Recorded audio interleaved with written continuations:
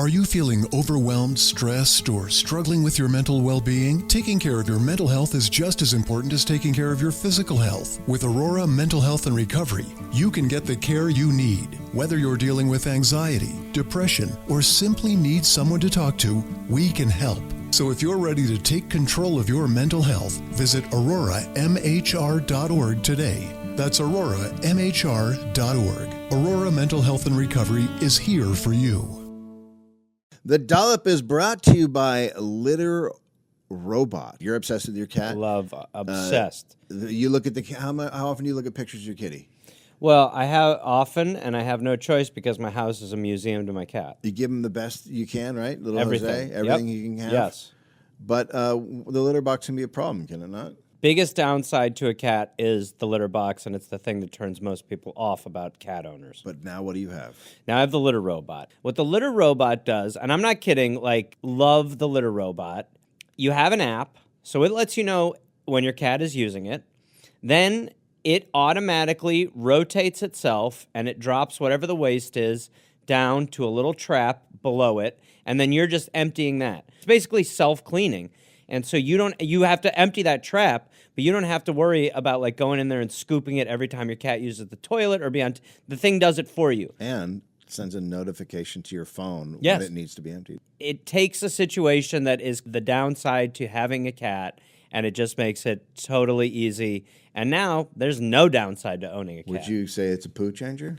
I don't feel comfortable with your terms. I'll stick to ones that I like. And no. So your life's a lot easier, and you love. You've been talking about this for days. So, Love it.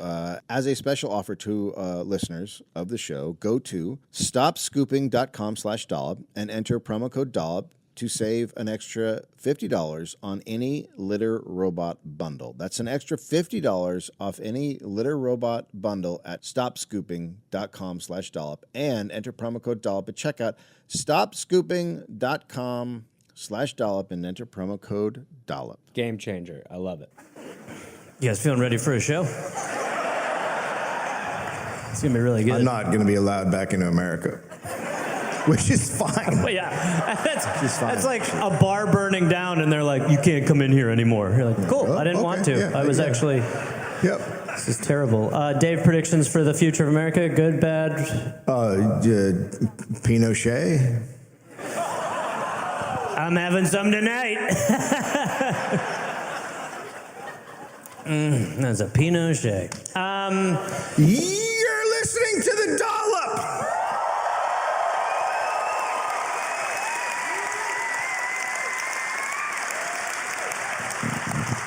This is an American history podcast where each week I, man with eyeballs, dude who has dogs, guy who wants to hold his podcast partner's hand while we walk through the airport, Dave Anthony, reads a story from American history to a man. That's the nicest thing you've ever said to me. Gareth Reynolds, who has no idea what the topic is going to be about.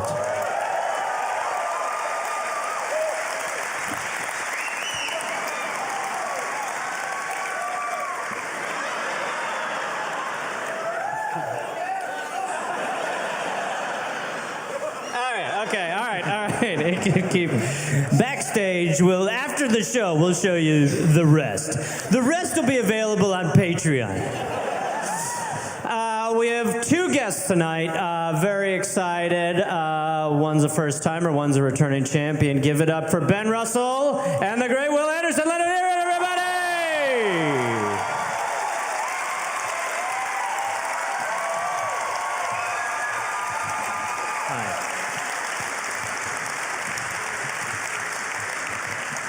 Let me know if you need a doll head. If you didn't go to Ben's show, you should have here at the Melbourne Comedy Festival. He won Best Director, or was that Best Director? Best Director. Best Directed? Best Director? Director's Choice. Director's Choice. So Best the directors Director's liked you. Yeah. I'm liked by... So directors liked him? Directors, yeah. No, not comedians didn't. So...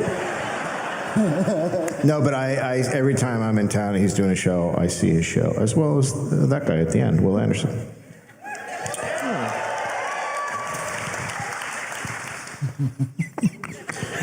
Hi, Will. Hi. It's nice to be here. Thank you. Yeah. Like, what are you doing with the doll heads? Do you give them back or do you... No, my goal is to go back to America with a case full of doll heads and get stopped. I mean, that does feel like Just the have direction we're just going have dirty into. laundry. Gareth finally crosses over into your own dollop. It's about you today. I'm in jail, in plastic, waiting extradition. Let me know if you want one, though. November 7th, 1881. Year of our Lord. Francis Edwin Birtles was born in Fitzroy, Victoria. Did someone just go, oh? Yeah. Francis Birtles? Francis Edwin Birtles. Birtles? Birtles. Okay, Birtles. Yep. Okay. Okay. He was born Okay. in Fitzroy. Yeah. Yeah. That's a Which is basically Melbourne if you're from other places. It's but back then probably a little ways away, a jaunt, right? Francis was given the name of his older brother because his older brother had died earlier that year. Oh. I like that Oh. move. rip. Yeah. I mean, well, you know, I guess don't waste a good name, right? Yeah. Yeah. You like the name. Yeah, back The then. name wasn't the problem. Yeah, The and name wasn't what killed him. No. Or was it? I don't know. That'd be a weird start. We'll never know. Yeah. Never know. They moved to the country when Francis was young. His father was a very strict Protestant. At 15, Frank joined the Merchant Navy. So he jumped ship in Cape Town to fight in the Boer War. He had The Boer War. Boer War. Rot. Was that a good war?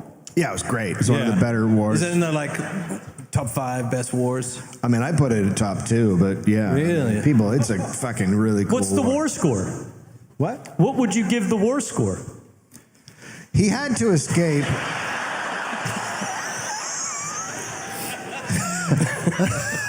Wow. Not even a little bit of help? No, nothing. No, Not just, even a. Just walk It wasn't a yes and, but No. it wasn't even This is a no. a new form of improv you might not have encountered. A real no but vibe. Life finds a way. It sure does. Dave's from the well actually school of improv. I'm from the Walk Away School of Improv. So to get off the ship, he had to escape by shimming down the side with his clothes stuffed in buckets. Huh? They weren't allowed to leave the ship, so he had to flee. But why is So he this shimmied down the side with his clothes stuffed in buckets. to keep his clothes? That's just Yeah, I mean, yeah. okay. What did he do with the buckets? Well, that's a question we'll never know the answer to. Yeah, it's tough. Yeah. He went to shore with buckets of clothes.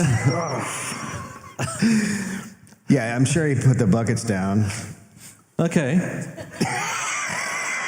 It was a really crazy war. I'm not so sure that he's discarding the buckets so quickly. I agree. Yeah. They are the things that he's got his clothes in. If he needs to lower them down the sides, he also needs to transport his clothes. I agree. You're keeping the buckets until you've got like a suitcase or something to replace your buckets. And Even maybe then- you could trade 2 good buckets for a suitcase. That's back what in. I'm thinking, you know. You could put all your clothes into your jacket and tie it up, and then tie it to a stick. So he was either too young, or it was because he fled the Merchant Navy, but the Australian militia refused to take him. It's cool how you guys are at every war, just hanging out. I mean, you don't start it, but you're just there. And someone's got to start him. Don't worry, we'll figure it out.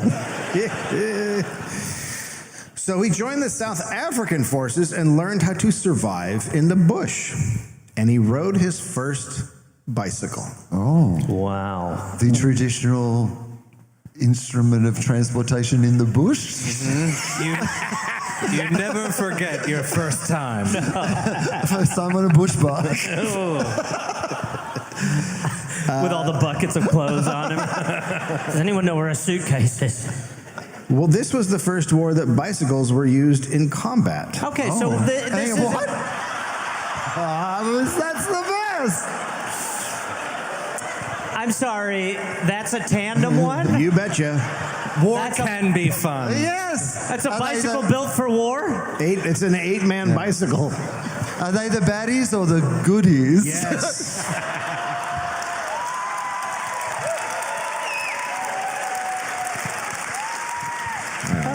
No, I can't you don't believe know. what I'm seeing. So they were also used by field scouts and messengers, which is what Francis was. Mm-hmm. And then at some point, he biked across the Great Karoo Desert, which was 800 miles. So riding really long distances on a bicycle was a new thing, and it was called overlanding, going over land. Interesting. Okay. Anything can be an overland. Yeah, it's true. Yeah, if you think about it, walking. Yeah. Even when you're in the ocean, because there's still land. Technically. underneath, you know what I mean? Sure. You know what I'm saying? Yeah, nope. Nope. No, because there's underneath the... Underneath the ocean, there's land. Yeah, exactly. Thank you. You're welcome. Fuck. Wait, have you seen The Little Mermaid? I actually haven't. Tell me about it. Hold on, I think I know what answer I'm going to get, but hold on. Hey, Dave. Yeah. I was talking to Ben, and he's never seen The Little Mermaid, the documentary Disney made. Okay.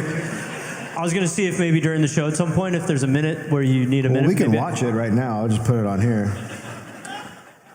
I think it went too good. I think it's a trap. No, we don't. We're good. I was talking to him backstage. All right. In 1905, Frank came down with Blackwater fever. That's what America's got.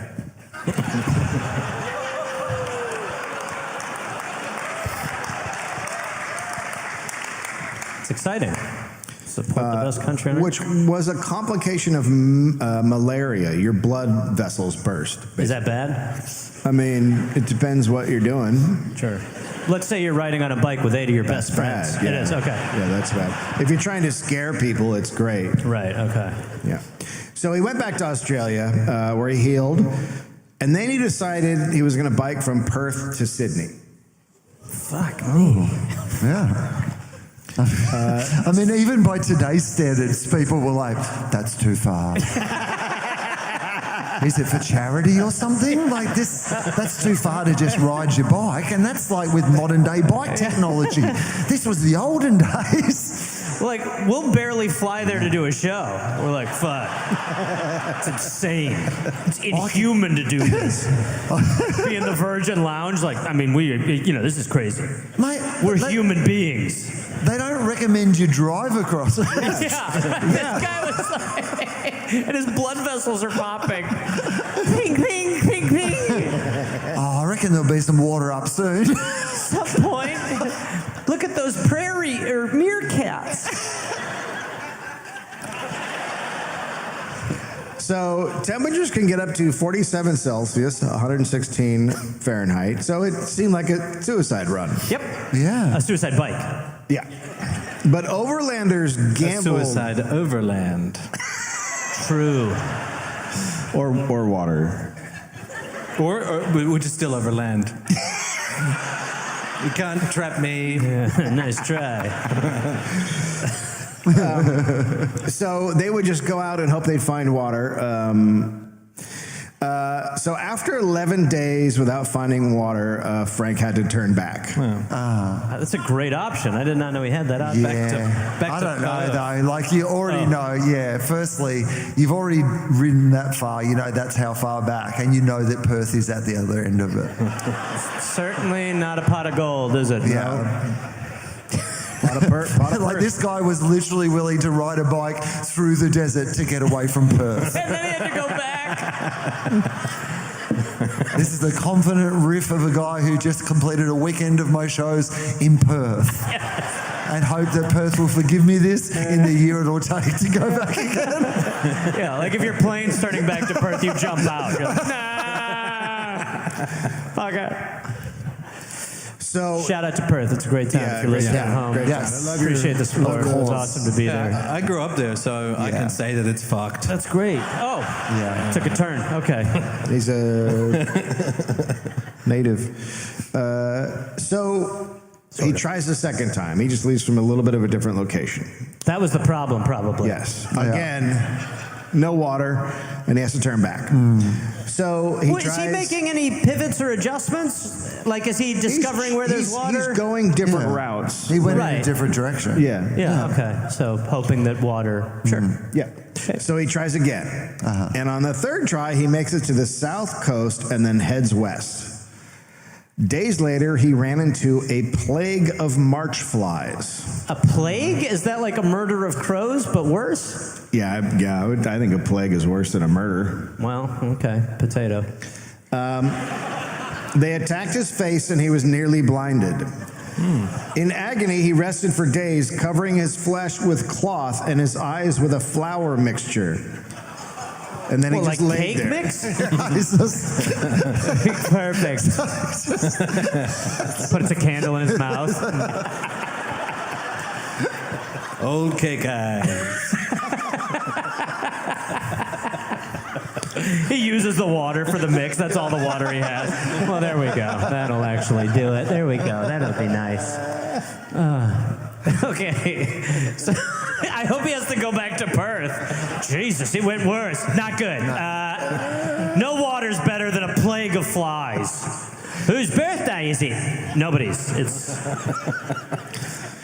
Well, he rested for days, and then eventually he was able to travel again, and he reached Sydney on May 9th, 1908, after 113 days Oh and my God. 6,000 kilometers. holy shit. Look at you. I mean, Pretty good. spoilers, he's got to be dead by now, but good on Oh, him. let's listen to this story. Oh, yeah, let's see it. Let Dave get to He the might be here tonight. Dave's invited his family. That would be the worst reveal ever at the end of the show. And his daughter's here tonight. Hey, we wish we'd known. Sorry about all that ass stuff. By the way, that's to come. That hasn't happened. The ass stuff is about halfway through every show.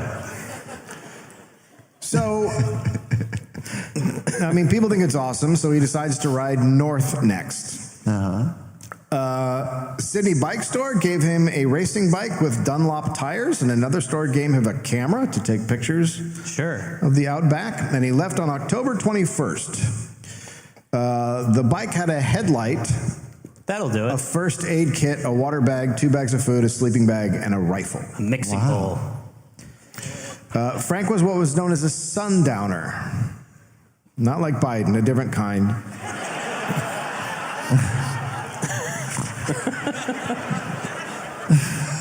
It's ridiculous. Like, some of us are pro. Never mind. So Sundowners were travelers who just showed up at a home unannounced at around sundown. Sorry, we have a different term for that now. Yeah. A burglar. Just in time for dinner. So they'd knock on the door and be like, "Hello, I'm traveling through. Will you feed me?" And people would, though. And what? And people would feed them, right? Yes, well, some would. Some were happy to host. Others were super annoyed because they could barely feed themselves. Yeah, but that's why you got the rifle. Yep. That's right. It's absolutely. Here's a name I'll get wrong for sure. Frank survived a brush fire near Gympie. All right. Wow. I think all you have to do is have no confidence. Yeah, right? That's the secret. There he crossed a swamp, and his legs were bleeding from the leeches. His feet were also cut by sharp sticks, so he covered the cuts with clay to keep the flies out. Quote, "But the heat of the sun soon cracked the clay, and I suffered from festering sores for weeks." He's got to put some flour on it. Yeah, absolutely. Cake them up a cake little up bit. those feet. Little frosting. A couple of those novelty candles that keep reigniting. Yeah. Oh, fuck. It's weird, too, because he's deciding to, like, we've had versions of this story before where it's like someone's like, oh, fuck, but he's like, all right, here we go. Yeah. Like he's choosing to go get trench foot. For no Yeah, he reason. is. For no reason, right? Well, for He's probably getting laid when he gets home. the joy of the trip, it's a journey. It's No reason, yeah. Yeah. So he rode all the way up to Darwin, and then he went south, following a telegraph line. And one day, in the middle of nowhere, he comes across 3 men who are driving north in a car. They were trying to be the first people to drive across the continent. He was like, that's an option? What? What the fuck is this weird bike? Wow, and they were like, yeah, sure. They chatted for a little bit, and then they went their separate ways. Wow. What a story. Just the craziest thing. Back then it was huge. We chatted. Yeah, we ate cake out of his feet. The guys drove off like fucking cyclists.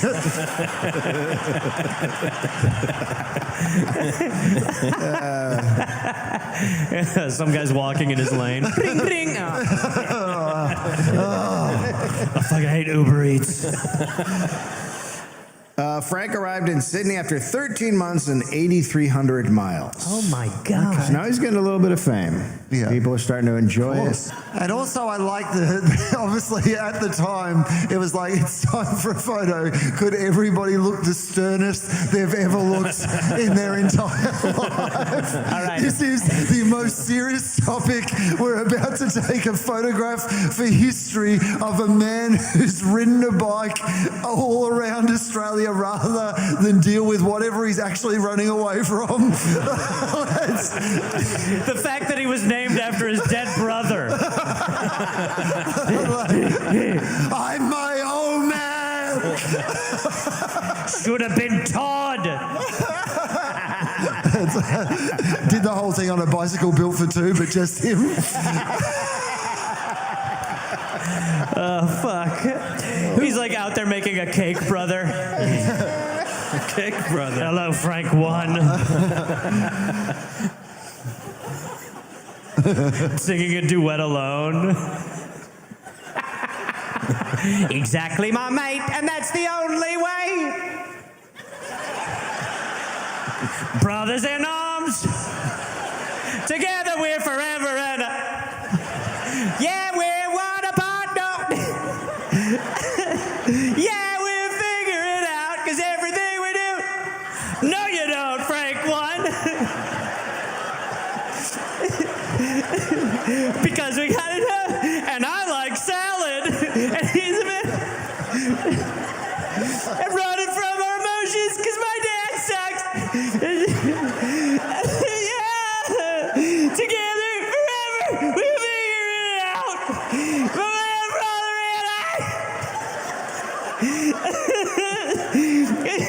and we'll eat the bike tire, and we'll put cake on our face because the flies and all over the place. Fuck!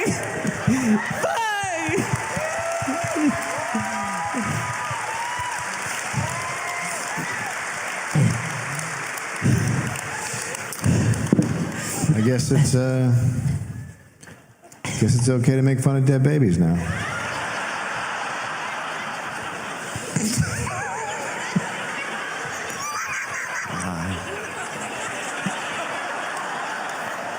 May I? Yes, please. Thank you.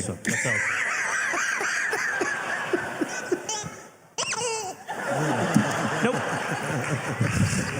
Wow.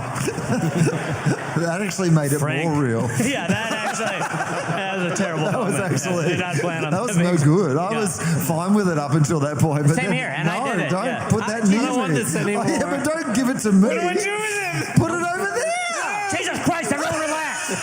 It was a fun moment, and we're fine. Go ahead. Read the next fucking paragraph. Sorry. Read the...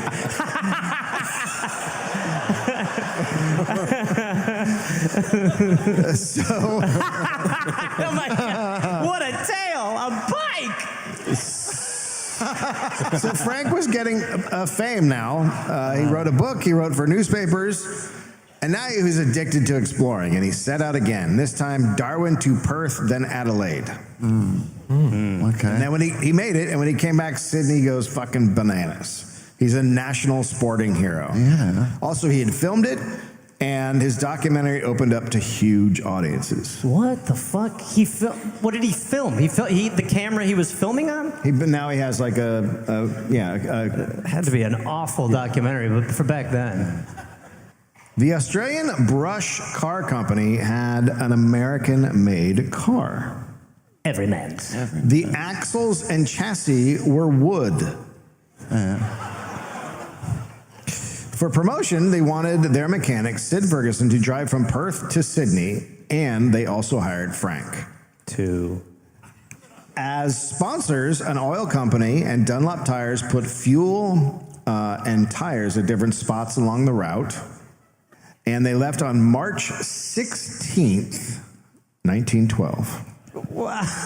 All right.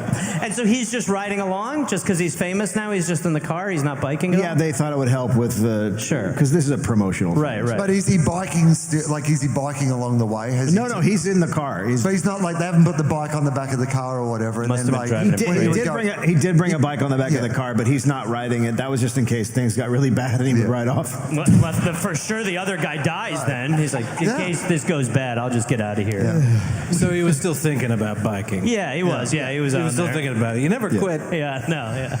It's like riding a bike. Yeah.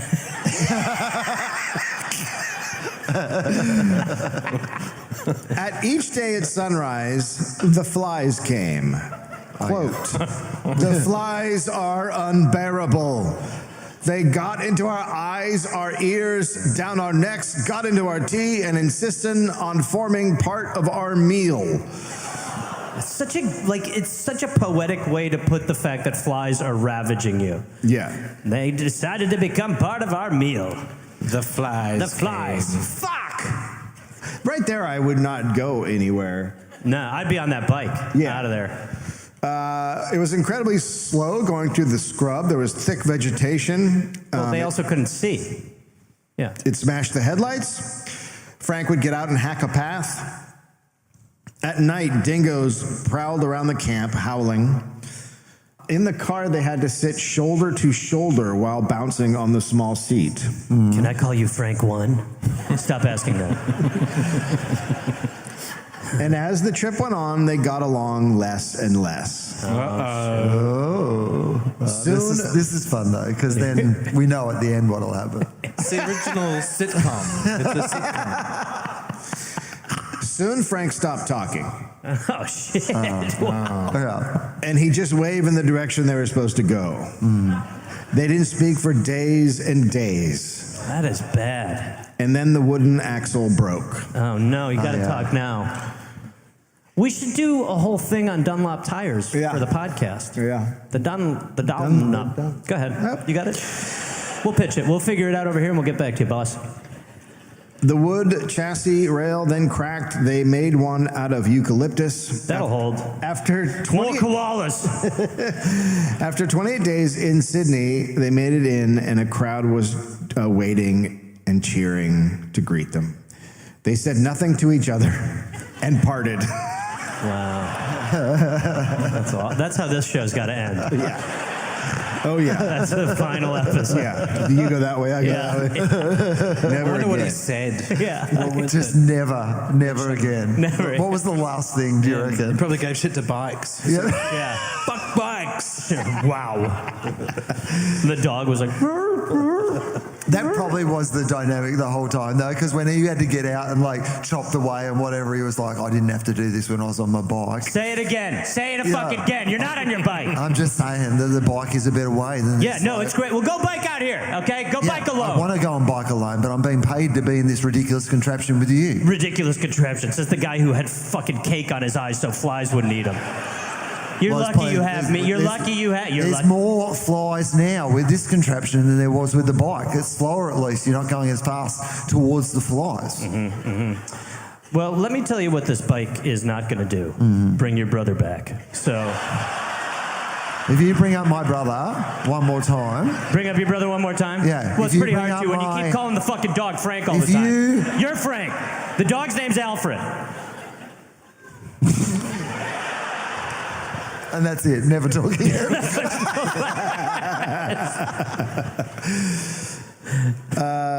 So now they're heroes. Of course, And because they... Yeah, because it's a huge feat. For an entire day, Australia is celebrating it, and then the next day, the Titanic sinks, and everyone forgets about it. Oh, man. Are you serious? You know, they say those two captains weren't speaking to each other when that happened. Now, Frank goes on he just starts going on a ton of car trips, sometimes with his brother Clive.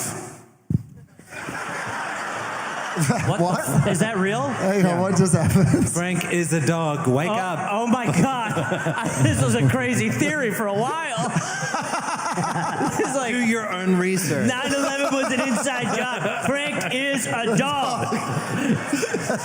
You think I'm fucking kidding around? Government doesn't want you to know, man. Man, Government like a doesn't dog want you to know. rode a bike across Australia, and the only reason people don't know is because of the Titanic. The government makes money.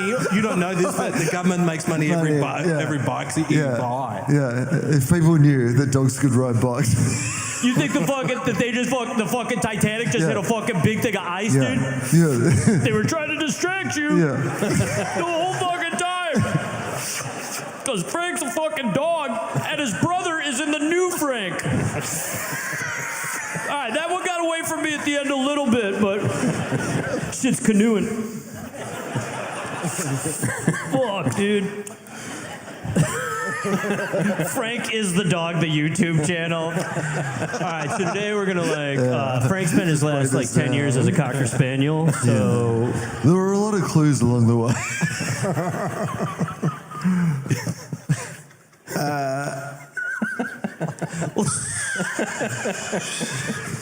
So he brought back photos and film of the Outback, and now people are seeing the Outback for the first time because of Frank, and he becomes a household name. And then Ford hired him as a spokesman and gave him a Model T. wow. Frank, however, became entitled. He once drove a ruined Model T to a Ford agency in the Outback and demanded a new free engine because he was Francis Birtles. But the manager refused, and Frank left livid. The next day, a guy found an old unconnected engine in his brand new Model T. Smart. They just stole some poor guy's engine. Pretty good, though. I mean, that's a good caper. We have a mystery on our hands. Look at these paw prints. Curious. He always brought a dog on his trips. There were several dogs that he had through the. One of them did make it. He got caught on the.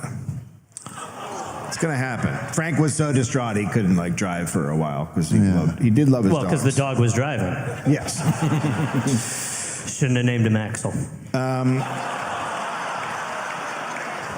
Hey, in my country, our politicians shoot him like heroes. Up to 33%. It started at 24% approved, and now 33% approved the dog killing. It's going to keep going up because America's fucking crazy. No, I think she makes some good points about dogs. She does. She started to make more cogent points on behalf of her family. So at one point, Frank and Clive retraced Burke and Will's path. Rip. Yeah.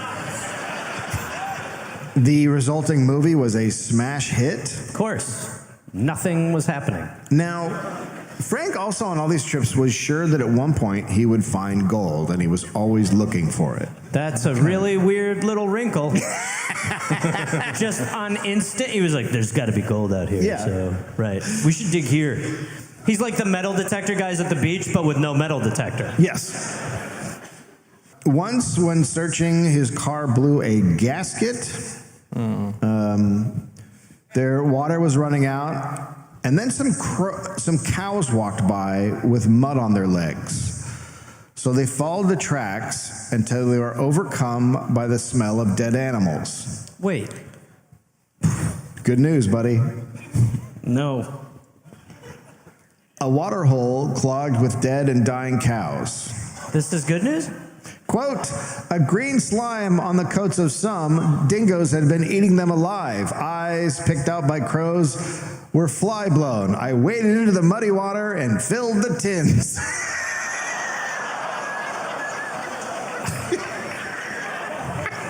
He's drinking green cow dead slime water happily? The slime gives it flavour. Yeah. It's called water tartare. Water tartar. Water tartare. Water tartare. Water tartar. Shit! That's fucking awesome. Mate, it tastes like bone broth. If you have it every day, you don't need to get the vaccine. Just go down there. Yeah. Here, I've got these 2 buckets. Go down there, take these buckets down, you fill them up with the bone broth, and you have that every day. I knew the buckets would come back. You said don't keep them. I've been dragging them around Australia, but finally we need those buckets. You really stood by that plan the whole time, and it's really worked out great. Yeah, now that we can drink the cow water. It's actually broth. It's like how Liver King lives. Yeah. Drinks just shredded every day.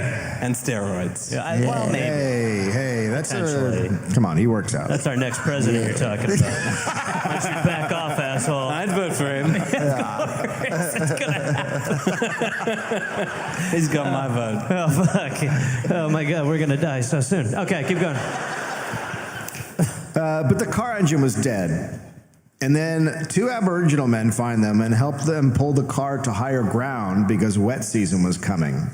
And they set Frank up in a cave, and they lived there for 3 months. Holy fuck. Wow. What a twist. Then after 3 months, they brought mail with gasket heads in them from an outback station. Like the dog's still like, so what's the plan? Yeah, the dog's right on the engine. That's weird. Something a person would do. Holy shit. That trip was 6 months. Well, 3 were in a cave. Yeah. Yeah. Frank next wrote the Prime Minister seeking government funding to make a documentary. And the PM was sending experts at the time to survey for a railroad and thought, well, Frank can bring some glamour to this and do his own survey. Sure. And he'd give him £1,000, and the government bought and lent him a new Hudson Super Six, which is a big car, 6 cylinders. Impressive. Now, Frank would have to pay for fuel and maintenance. Weird. On the trip, and he met a new young friend, Roy Fry, and Roy Fry joined him, and Roy got no pay, just internship. That's a good name, Roy Fry. That's the sort of name that you have to say the both names. Yeah. Roy Fry. How are you? Roy Fry. I'm assistant. Roy Fry. Assistant. Yeah. Friend. Unpaid passenger, Roy Fry. Roy Fry. This is Frank. He might be a dog. Anyway. Oh, righty. I'm not sure. And out of what seemed like nowhere, Frank all of a sudden got married and then left 3 weeks later. What? Hang on, the main character left? What? The person that we've been following this whole time? Yeah, Frank all of a sudden just got married. No one knew from where she came from. Hang on, you just introduced a new character that none of us are aware of. Yes. And he married her. They literally no one. All of a sudden, she just popped up and they were married. No one knew anything about her, and then they took off. what was she like? What color hair? Red. Ooh. Blood red. Blood? Of course, if Dave has to make up a detail. Murder red hair. Dead eyes. Dehydrated organs. Barely a woman. He met her in that cow swamp thing.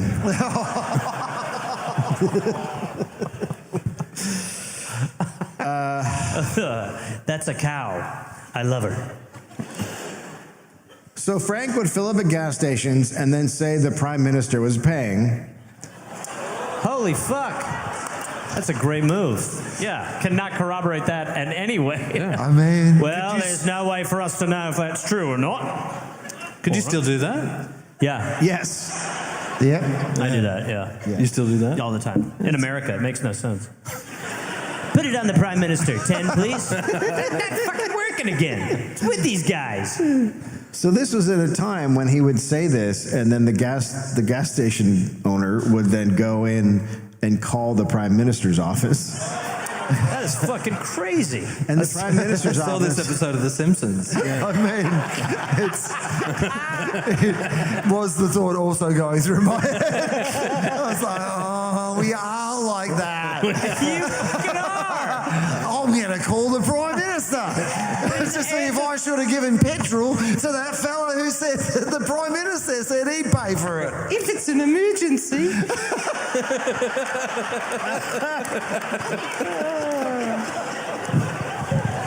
I cannot believe that didn't work. Well, we talked to the Prime Minister, and he said he's not paying for it. Yeah. Fuck, he answered? Yes. Yeah. Well, the prime minister's office just said, okay, but we'll just take it out of his pay. Oh, yeah. $1,000. Yeah. So in Queensland, they were driving through tall grass when they hit a stump.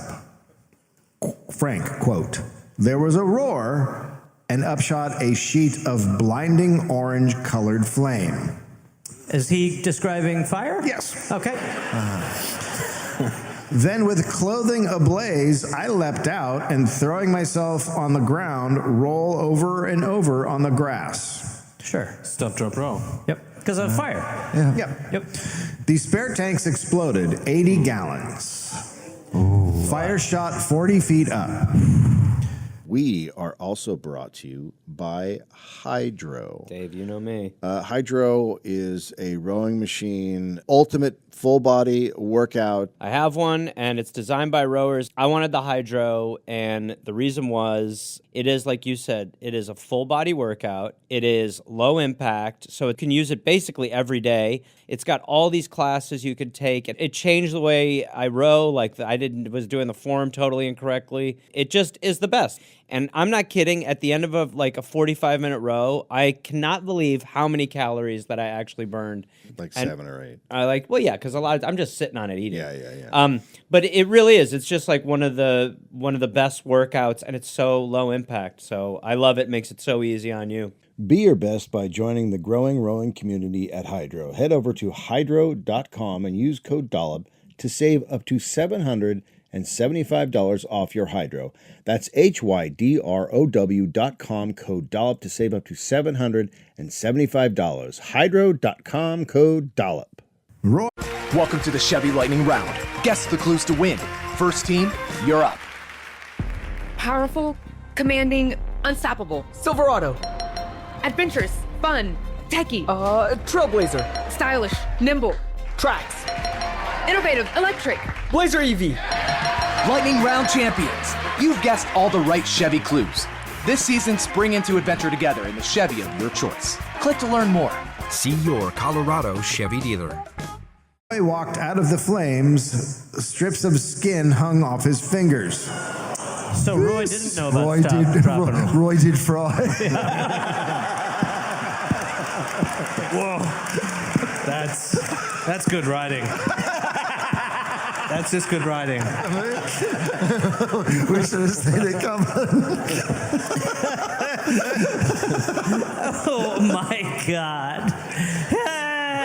That makes a lot of sense now. Roy Fry. Roy Fry!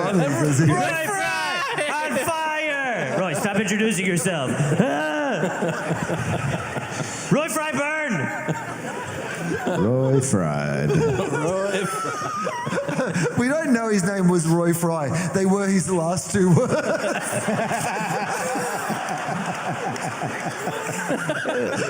Roy Fry! No, Roy Schmidt. Fry! All right, Roy Fry. Jesus Christ. Get out, boy. You're burning.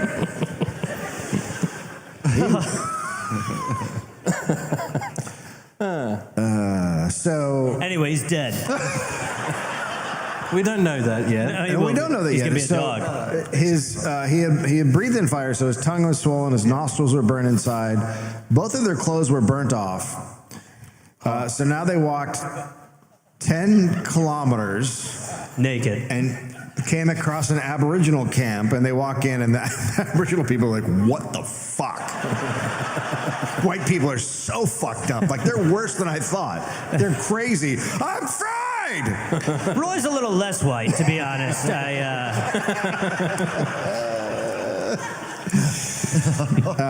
So they sent a runner, and he ran 34 miles that night. And then station hands came, and they took Roy and Frank to a hospital 70 kilometers away. They put them in a cart and good stuff. Yeah. Now rumors swirled that Frank had died, and the Prime Minister's To be fair. Yeah. The Prime Minister's office is panicking because this is their, trip that they're paying for. And they had also never heard of Roy Fry. They didn't even know he was on the trip. Oh, yeah. Brutal. Yeah. You would hate to be Roy Fry. Who? One of Roy Fry's dead. Kind of. He's got jerky fingers. What? Walk me through the bad part. Jerky? Because that's the only part that I'm seeing is bad. Well, we're thinking of fingers that look like jerky, and it's not great. Yeah. Are you? Oh, yeah. Well, yeah, I think that's fine, though. Jerky fingers? Jerky fingers would be good, but you'd want the jerky to be growing back. Yeah. Yeah. And then there's the little packet in his hand that's like, do not eat this part. And you're like, Yeah. You wouldn't want finite jerky hands. no. You'd want infinite Yeah. jerky fingers. Yeah, fuck yeah. Let it Now we're burn. talking. Now we're creating the ultimate Australian. And they keep growing, so if you went off it, you just have giant. He's like Groot. Yeah. Jerky Groot. I am teriyaki. Well, you couldn't have a dog. Saying. There's no way you could have a dog and be made of jerky. Yeah. Don't back down. Your theory holds a lot of water. I'm thinking. Cow water. Okay. I'm trying to objectively right. take in the whole situation. Yeah. Did you say situation? Yeah. Okay. Because I'm searching For an answer. There you go. Yeah. So once the Prime Minister's office knew that they were both alive, they investigated and they concluded it was Frank's fault for removing the exhaust system. So Frank would always modify the cars on his trips. So Well, he that's had a an crazy exhaust decision. system going around the side of the car, and it was a fucking shit show. So they're done with him. And Frank said he's going to continue the surveying trip at his own expense, even though his right arm was now semi-paralyzed. Okay. So he paid a pilot, and they did an aerial survey instead. All right, yeah. What a weird one. And now the government finds out that he's been writing bad checks all over the place. Yeah. And the Melbourne Age wrote about it, and since they wrote about it, then more IOUs start pouring into the Prime Minister's office. So it's a fucking disaster. Oh, Mary, I don't think the Prime Minister is going to pay for that petrol. Roy has no money, and he's obviously debilitated because he was. Well, he can't write a check either way, to be fair. Well, he could. Sure. Blood. So he goes to heal at his parents' house, and he keeps writing Frank What? to get money.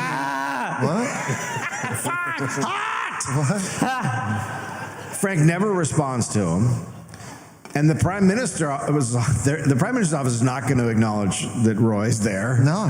Jesus Christ. And then Frank's wife comes to the Prime Minister's office. Oh, right. Oh, yes. And asks for help because he's completely abandoned her and never went back to her. It's a shit show. So now the Prime Minister's office sends anything related to Frank to the Crown Solicitor. What? This is all for like an Dunlop tires. Stick with us. Yeah. Frank's a dog. Roy's dead. He's at his parents' house. Yeah. needle here. So his name's shit now. Articles are written about his terrible survey, his treatment of Roy, and also how he abandoned his wife. Mm-hmm. And creditors are dogging him. So when a creditor would come ask for money, he would just get in his car and drive to the Outback. You really don't know if that's a man or a dog. Show me where the man begins and the dog ends. Show me a picture of him and a dog in the same one. Yes. Checkmate. So over the years, Frank became very friendly with Aboriginal people, and sometimes he would live with them for a time. They called him Motorcar Frank. And the films he took of them lacked stereotypes and paternalism that others did, and he was also very vocal about their terrible treatment. So then Frank came back from a trip, and he was planning a theater show about his film. Everything was a theater show. Yeah, but nobody came to this one. Oh, okay. No. People are over Frank. His car trips, the Outback films, they're done. Mm. He needs to reinvent himself. Yeah. Now, Malcolm Henry Ellis is the chief political correspondent for the Sydney Daily Telegraph. Uh-oh. He hates commies. Okay.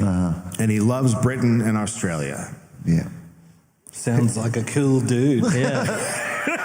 Our kind of fella at the Dollop podcast. All right. Historian E.C. Fry. Oh, shit. Look out. Run, E.C., run!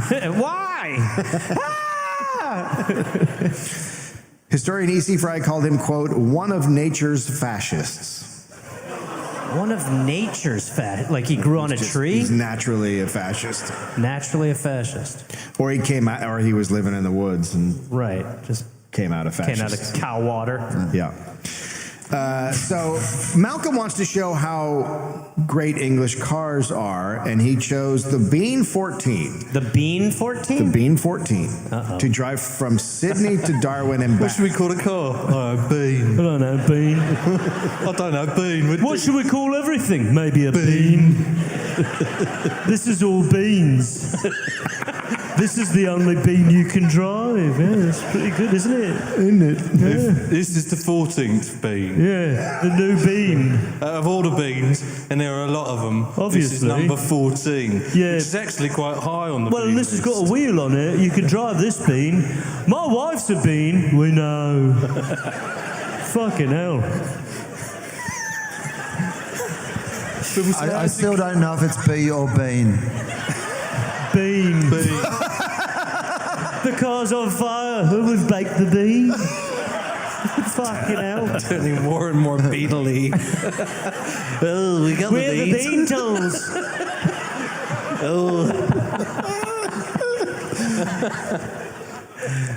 So Malcolm chose Frank as a co-pilot, and the car company also sent their mechanic/driver, John Simpson. Frank and Malcolm, I'll call him Ellis. Frank and Ellis do not like John Simpson. Oh. Okay. No, the dog's name's Dinkum? Yeah, that's Dinkum. In quotes. Oh, yeah. It's a nickname. The dog's real name is Roy Fry.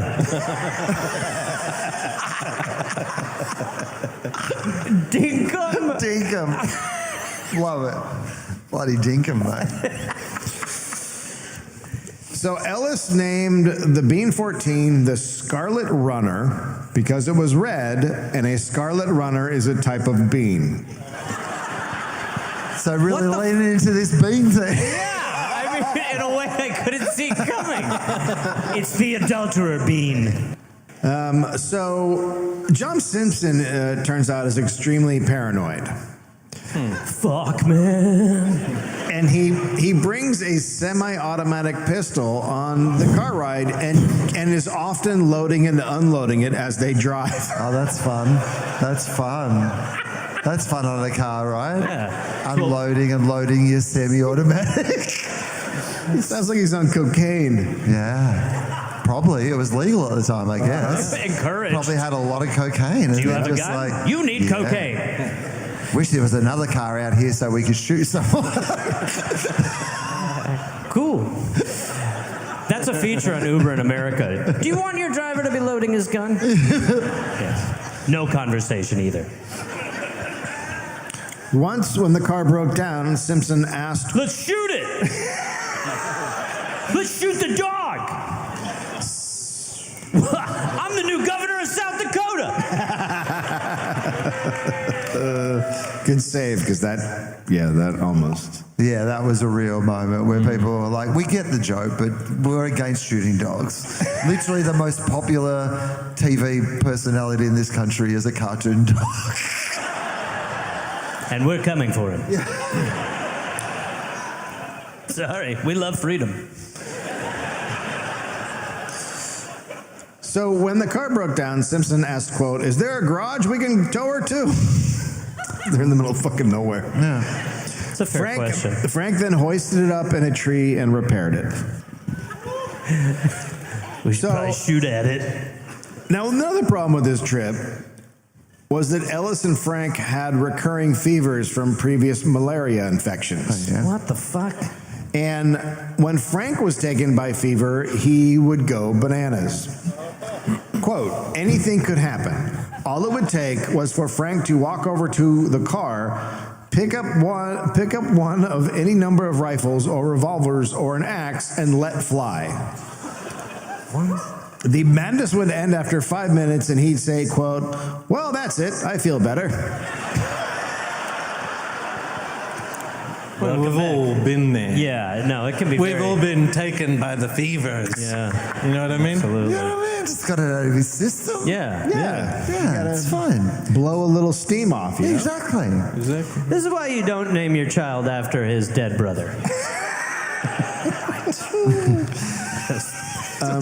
Might be another duet coming if we're not careful.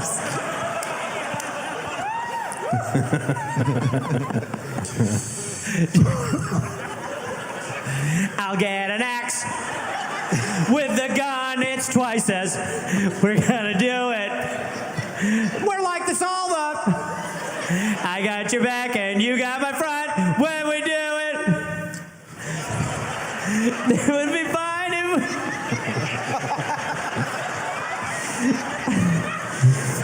I think about you every day.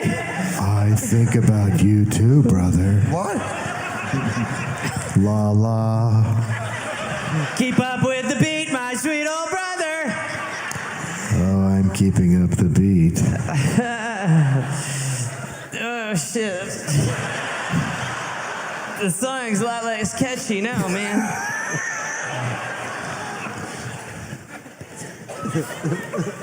I'm going to enter your body and take you over.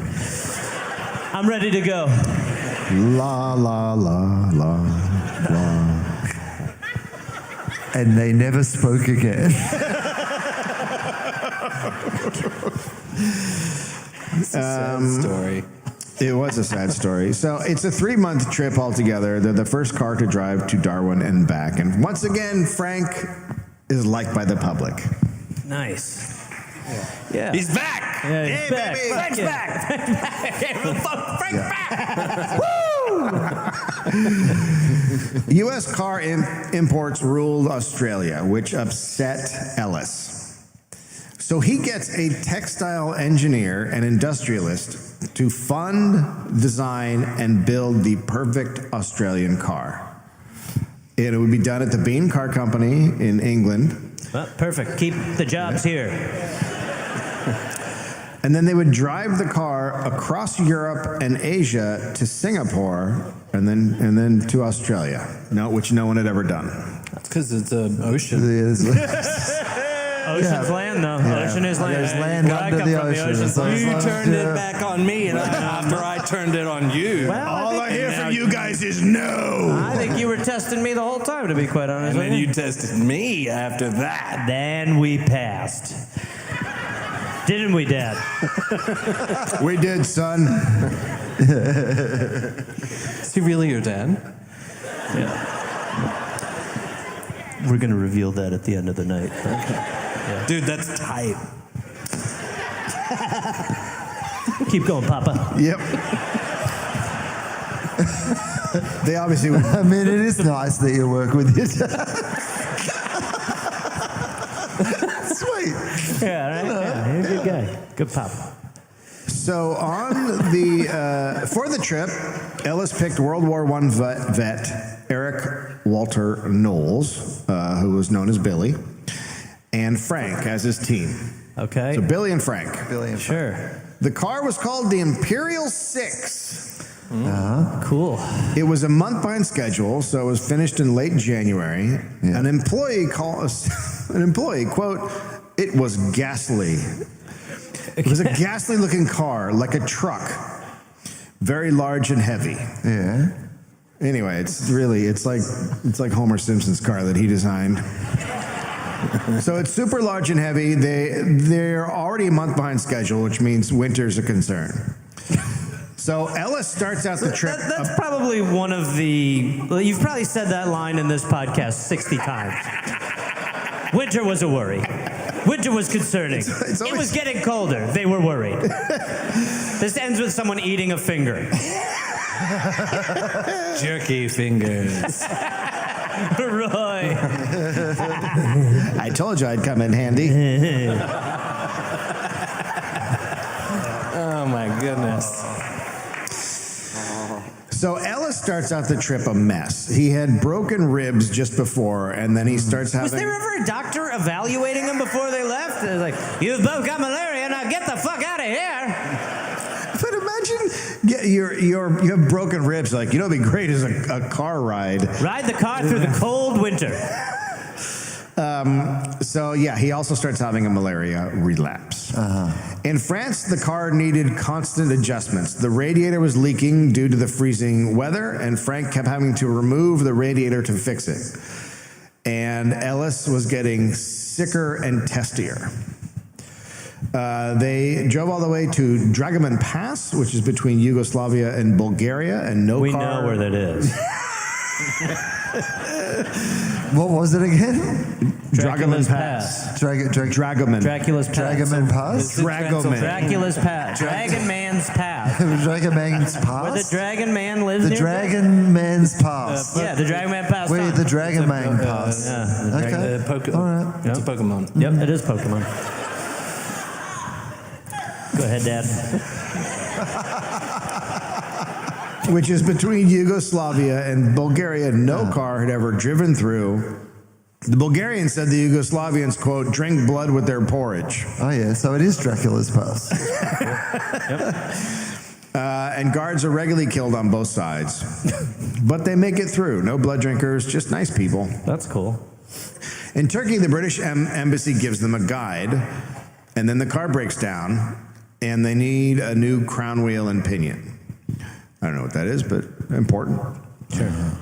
So Ellis takes a train to Istanbul to wait for parts being sent from England. And so it sets them back more. And once it's running, they drive too close to a town that's forbidden to foreigners. Well, that's a problem. Is the paper report, like, the whole thing is you're trying to promote a car. Yeah, papers are But the reported. car keeps fucking falling apart. I don't know if that's being reported. So but you're just like, yeah. boy, it's going great. They're going to a town where foreigners are welcome, most likely. Yeah. Imagine if there was a media that would talk about a car being really good despite the fact that it constantly had problems and was... I mean, that would never happen in today's society, so we're lucky that we've evolved so far away from that. No, because... Don't you think? Capitalism... That, like, if there was, like, a fancy car that you're trying to promote, but, like, the engines didn't work or just blew up or... Because capitalism regulates itself. Yeah, so... It's the free market. Oh, okay, yeah, cool. Yeah. Yeah, it is such a strange time. What a weird time where nobody... I bet this car was better than the Cybertruck. I mean, it kind of looked like it, right? Yeah, a little bit. Big dumb. What if the steering wheel was in the middle? You know, and we're making a car that is like so great you can fit like 6 Hitlers in the trunk of it.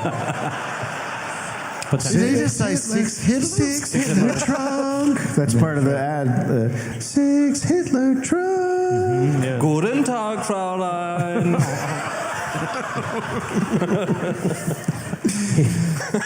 He talks to me while I drive. I'm a big fan. That's the AC.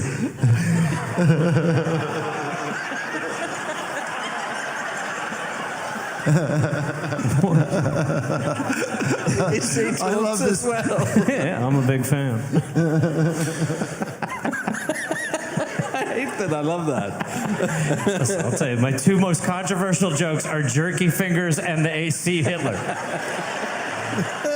I saw them actually the big day out.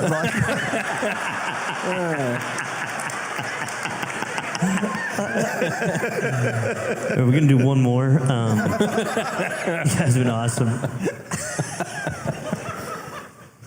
So they drive too close to this town, and the reason it's forbidden to foreigners is because someone had just tried to assassinate the leader there, and it turned out they were foreign guys. So they get arrested, and they get held for weeks. And they can't figure out what's going on, and they can't get word to anybody, and they write letters, and they're clearly not being sent. And then the guide eventually gets out and gets word to the British embassy, and they get them out, but they're delayed even more. Car breaks down again. They're back in the car? Nobody was like, don't do this anymore. They're like, all right, on your way. Well, they let them leave Turkey, basically. They're like, yeah. Sure. So the car breaks down. Billy goes to Beirut to wait for parts, but then he gets sick, and weeks go by, and then a very sick Billy shows up, and he gives them the parts, and he's like, I'm done. I'm going home. I need parts. So now it's just Frank and Alice driving. And in the scorching hot Persian desert, they're seeing mirages and optical illusions. Look, a good car. Imagine. My brother. Oh, fuck. Chill out, dude. It's like just a pavement. It's so hot. It's just like a flat, This hot fucking pavement. path to show that this car is awesome. Giant Just quote. like, so I've got my head. Is this the bean car still, or is this a different car? This is the monster Frankenstein Imperial. car that Yeah, they built. okay. But is it unbean related now? Is what? Is it still bean related, the car? Yeah, it was built in the bean factory, but that's the only Okay. relation. All right, okay. Which is a lot. But it's an Australian car built by the Bean people. Yeah, okay. Built by Bean for Bean.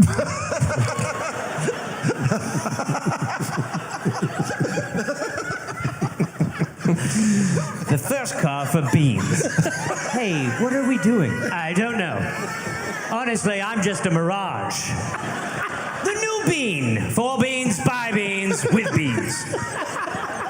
Driven by Frank. Frank and Beans. Frank and beans. Yes. Thank you. Just sitting there for so long. I know. I honestly, I picked it up about 2 minutes ago, and I was just negotiating our way towards it. Your bean question makes a lot more sense now. Hey, does my joke work? Yeah. If you go back, you'll identify the exact moment I thought of that joke, and had to get some information in place, both for myself and the audience, to fully land it. Clip it out. Get someone to explain now.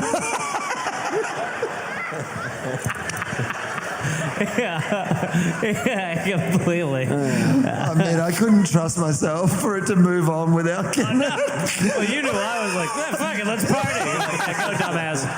Yeah. So they're seeing optical illusions, quote, giant lakes that would vanish, camels, upside down, transparent, celestial shadows. And the radiator keeps boiling also. That might have been a mirage. Then they're driving, and out in the middle of nowhere in the desert, they just find a dude lying in the sand, barely alive. What? I'm doing great. He's lying, all right. I ran out of beans. Is this a crossover character from another doll? I'm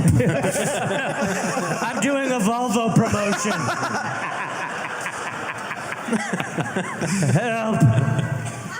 So they got him in the car. And The idea that they're so shit fucked and they're like, great, another mouth to feed. That's what we need. Cool. Ellis was afraid to give him water, so they gave him spoonfuls of coffee. As he screamed for water. No. You need a fresh cup of joe. Water. Piping hot coffee coming up. How about a pick-me-up? Coffee carbohydrates. There you go, boy. No, nothing over this. There you go. It was 54 Celsius, 129 Fahrenheit. That's hot. The coffee was definitely hot. Yeah. The water was hot. Yeah. You know what? I think that riff would do heaps better anywhere but Melbourne, because I reckon about half of this crowd was still like, yeah, I could fancy a coffee.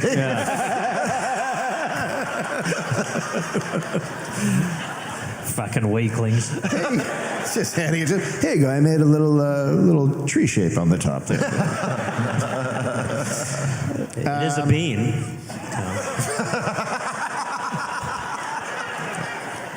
No, you're right. They're wrong. Yeah, they're wrong. They're wrong. I It's think. a bean. I really think. Coffee is a bean. I Come really on. think what happened there was they were like, Will had a better bean joke. Yeah, but your bean joke was like it was a good joke. Coffee is a bean? Are you kidding me? It is a bean. Yes. And look, I think you're both very brave.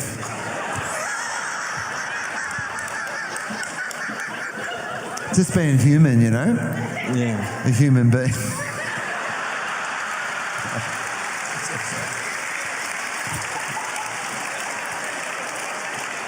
Shake hands. Shake hands. Come on, guys, bean it out. Lean it out. There you go. Isn't that fucking Just beautiful? next time, just one of you guys just be the bigger bean. what? So this guy gets better, even though they're giving him coffee, and Well, I'm up. he tells them he's a telegraph worker and he had tried to walk 100 kilometers to a city, but didn't make it. What the fuck? Yes. Who sponsored you? Nobody. I hate my family. You didn't have a sponsor? Nope. What a fucking idiot. Yeah. So they take him back to the telegraph station where everyone just thought he had died. And then they drive on and they make it to British-controlled India, where they both get a fever. Ellis had an abscess on his heel, and he refused to have it lanced. Smart. So What sort of fever was it? Someone said, it, uh-oh. someone said, "Oh, The old 1-2's coming. God." I actually don't know what kind of fever it was. Was it maybe finals fever or holiday fever? Yeah. Father's Day fever? Blackwater? Is there any indication it was a Saturday night?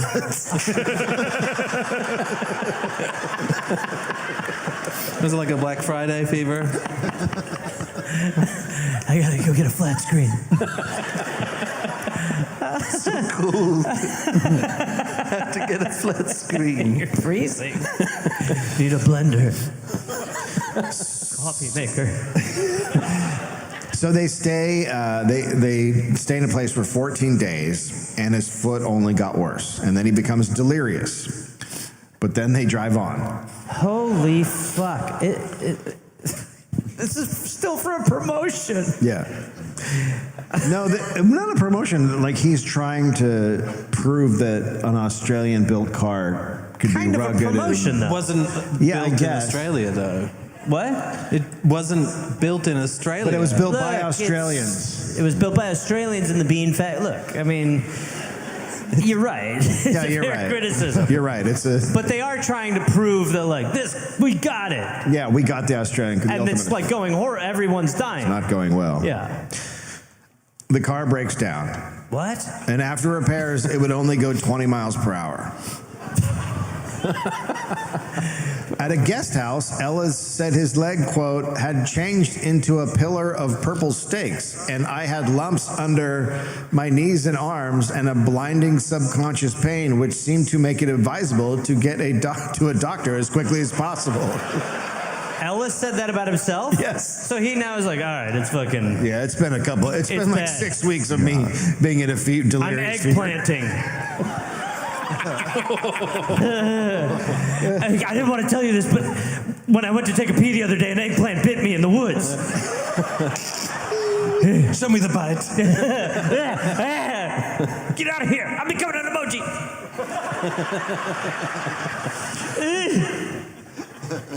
Okay, so the doctor looks at him and diagnoses him. He You're has dying.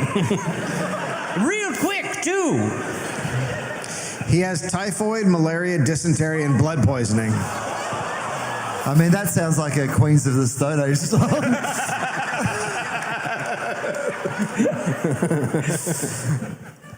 Wow. And if you get one more, the cancer is going to be free.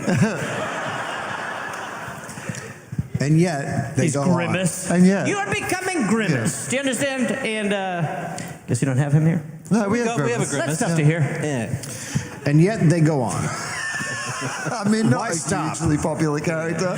Well, But, we call the him- big- Felt like he'd never been here No, before when that came I mean, out. like of the McDonald's, Mayor McCheese was probably the hamburger. Do you Clearly have- was the. I think we identify more with Yeah. the Hamburglar. I'm not really. I would We're rather. a convict nation, so we're like we identify heavily with the hamburger, like the Ned Kelly of the McDonald's franchise. Had to keep your eyes on your fries. We were on the side of the Hamburglar. Maybe you were a bit more of a Grimace guy. I love his I'm not cape. comfortable with that, first of all. But keep going, sorry. I love the Hamburglar's cape.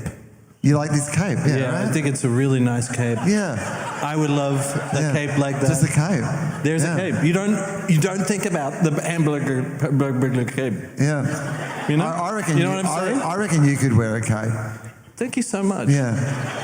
I reckon just in general, if you were wearing a cape, people would be fine with it. That's really nice to hear. Yeah. Thank you. That's all right.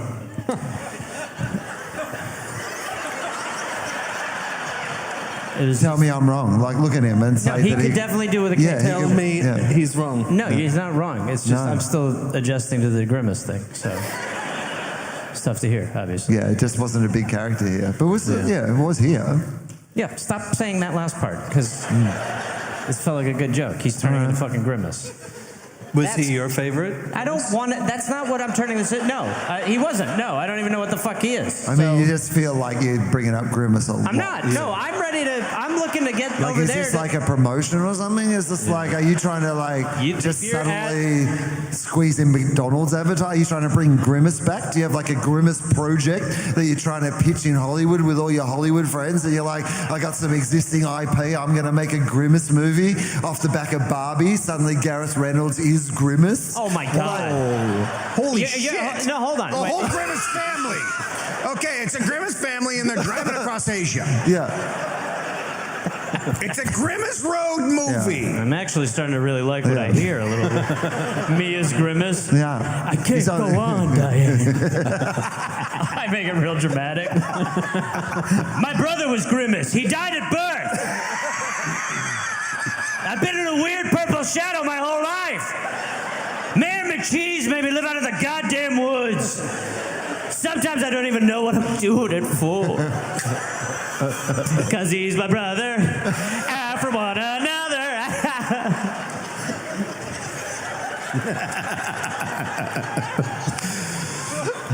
You can call it the color purple.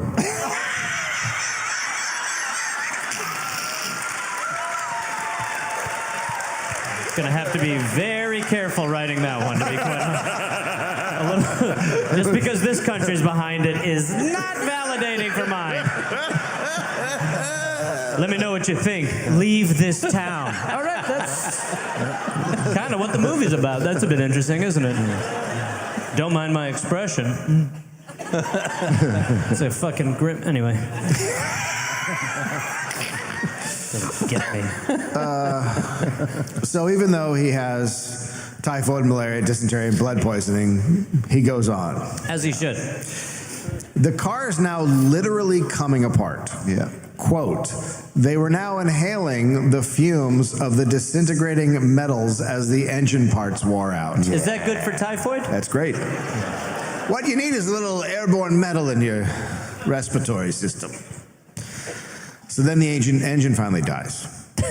And Frank gets out and just beats the shit out of the car with the crank handle.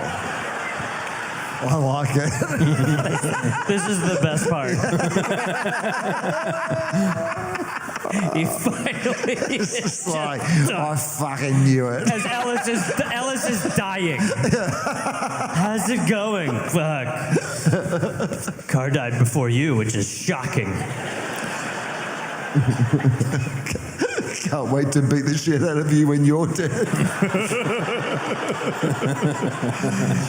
I'm gonna drive you. What?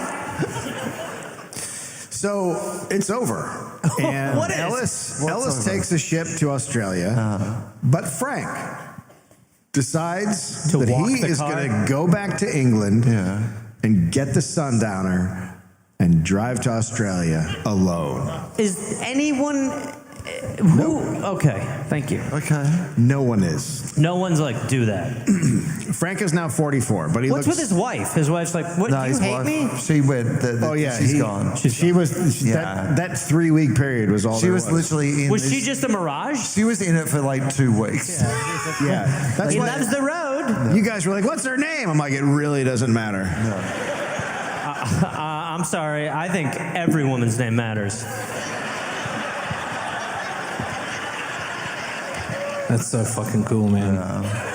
Sorry, just the way I was born. I can't believe you have the guts to say something like that. I'm just brave, and I don't care what all the men in this audience fucking think. Fuck them. And I think it makes your point more powerful that you're surrounded by 7 female doll heads.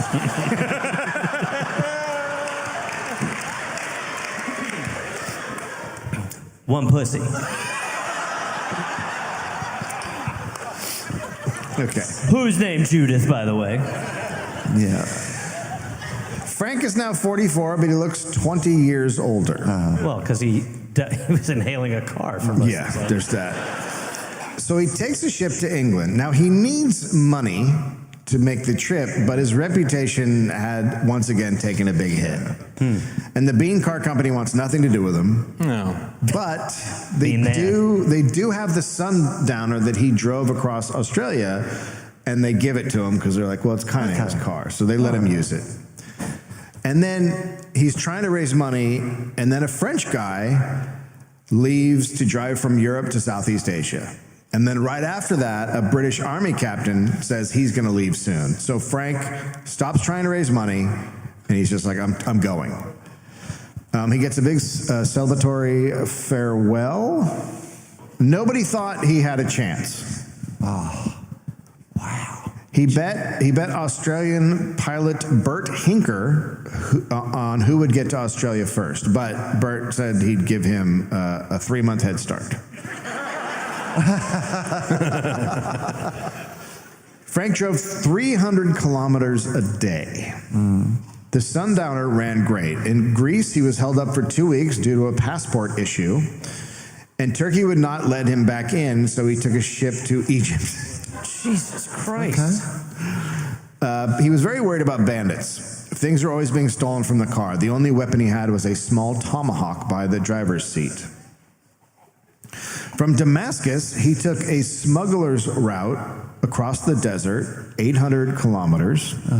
Thieves and murderers hunted on the route he was on. So it's this route that like no one is supposed to go on unless they're in a convoy. The French, the Syrian, the British, Iraq officials only allowed cars to travel in armed convoys. No one could drive alone. So the Royal Air Force patrolled, and then they would kill people not in convoys because they're British. Yeah.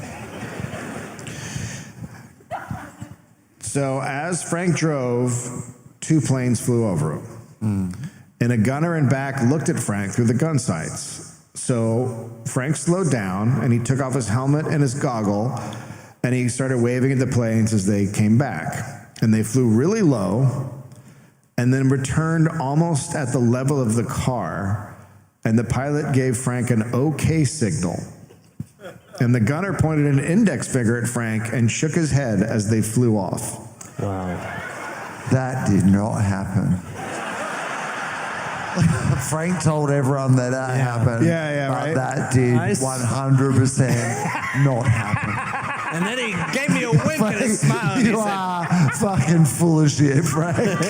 You might have driven your fucking car through the desert, but fucking British pilots didn't fucking swoop down to car level and go, "You're the coolest guy ever, Frank." Nah, the You're gunner said that he was a really big fan. Shut the fuck up. Skywriting. Can we suck your dick? All right. You guys. And then everyone clapped.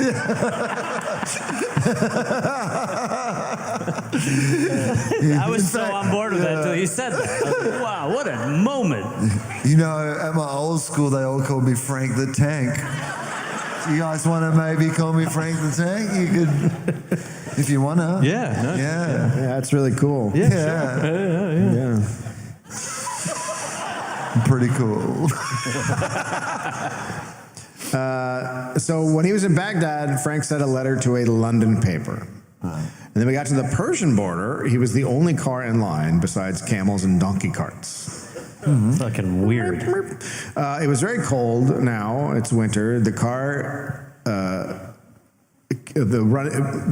he keeps running the car so the radiator doesn't freeze. He doesn't want to turn it off. Sure. He gets caught up in a blizzard on a mountain pass. So he puts on copper snow chains, and the cold metal ripped the skin off his fingers. Yeah. Oof. Uh-oh. He stays at the top until the storm passes, and he continued on after the storm down into the valley, and he would sometimes get out and scout on foot, and when he did that once, someone stole all his blankets and clothes. Oh, yeah. So he's freezing, and he backtracks to a fort.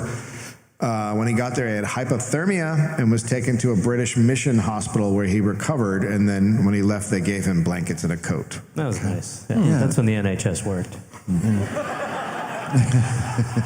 Now, And then some pilots flew by and threw blankets at him. Take these, Frank. You're a top-notch player, huh? Thank you. Now in Australia, no one has heard from Frank for weeks at this point. So people are worried. A lot of people think he's dead. But at Calcutta, there's a Shell oil rep waiting for him on the road, sitting there in a car. Prime Minister said fill it up. So Shell puts him up and puts the Sundowner on display at their office. And that's where Frank meets 23-year-old Percy Stollery, who was a Canadian overlander stuck in Calcutta because someone had stolen his bike.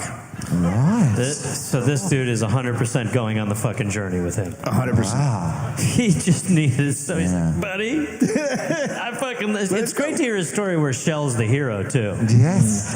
They finally get their moment. Yeah, It's nice. Nice change up. I love an underdog. Yes. I would argue Shell's always a hero. They're a job provider. That's right. Absolutely. Fuck yeah. Thank you. Name Buddy. one thing they've done wrong. Bingo. Nobody said a thing. Go ahead. So Percy has no money, and Frank thought Percy would be a really great co-pilot through what was going to be the known hardest part of the journey, the Naga Hills. Quote, it was the impossible roadless jungles, impossible mountains, tigers, elephants, headhunters, and fever. That's what was the problem. Mm-hmm. The Automobile Association in Rangoon sent a message. Quote, we noticed that Mr. Birtles proposes to go to Calcutta Rangoon section by road. Does he know there is no road? He's like Doc Brown. Yeah. We don't need roads. Yeah.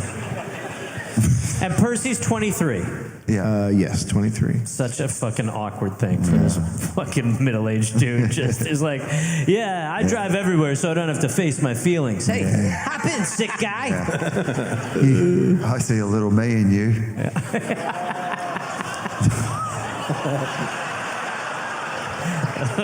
Hello. Percy, is it?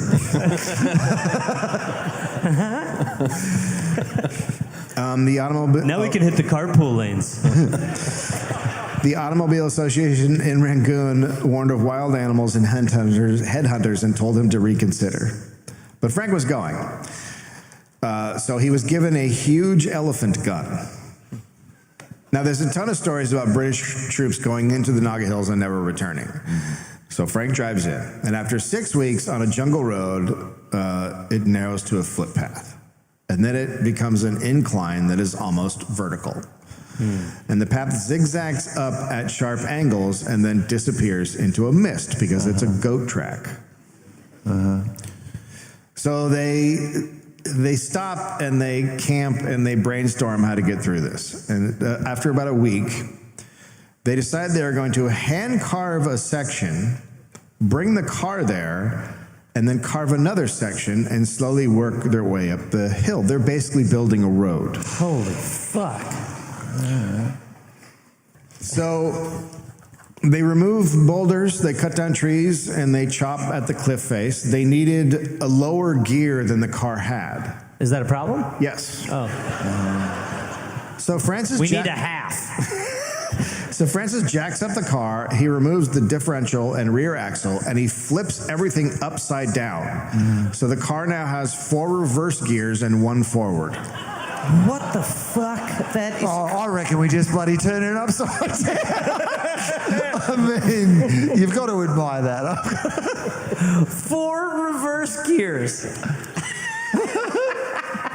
And the only way to go up, it's so steep, is in reverse. Yeah. So he makes the car go forward in reverse gears. Yeah, mate, we'll just back it up.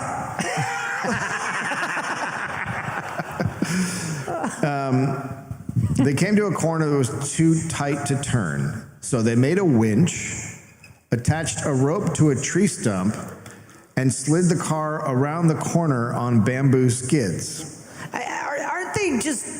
The idea is to drive a car really far, and now they're just like, here's what we got to move it. We got to build the roads by hand. And we'll take the car apart. We'll and yank take it. I'm surprised they didn't put the car in backpacks and walk over. They built a 4-foot ramp from stones like a ski jump, and sometimes the car would slide. A rope was tied to the front.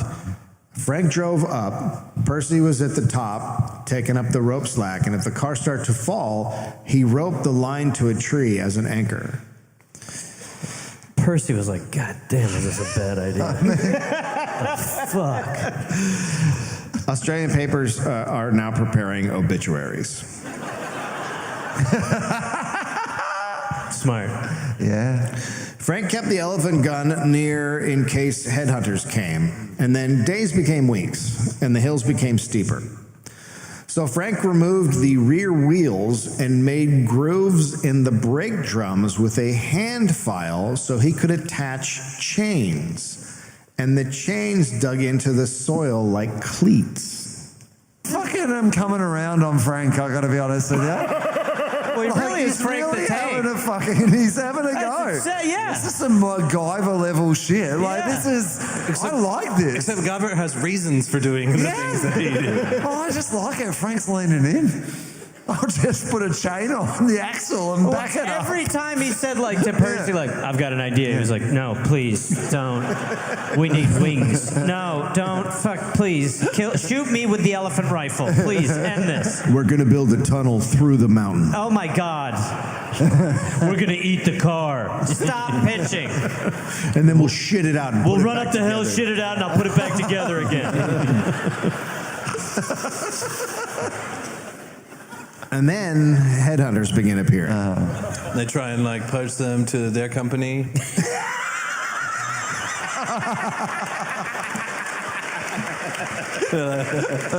Come work for Ford, huh? We love what you're doing, Frank.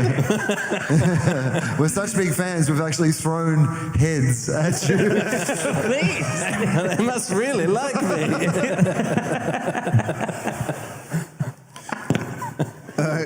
Quote, they were quite small, broad, and muscular, with blue tattoos on their arms and chests, and a long, narrow shock of black hair running along the back of their skulls. They wore black cloth and or armed with long metal knives. They would stand silently watching in groups. Hey! Hey! Their rations are running out, so Frank shot a monkey. As you do. Didn't need it. Yeah. Just now I'm furious. If I'm not eating, neither is he.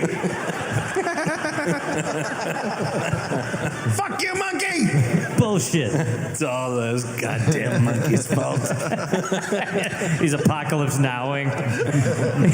He's carrying it around. This is my brother Frank.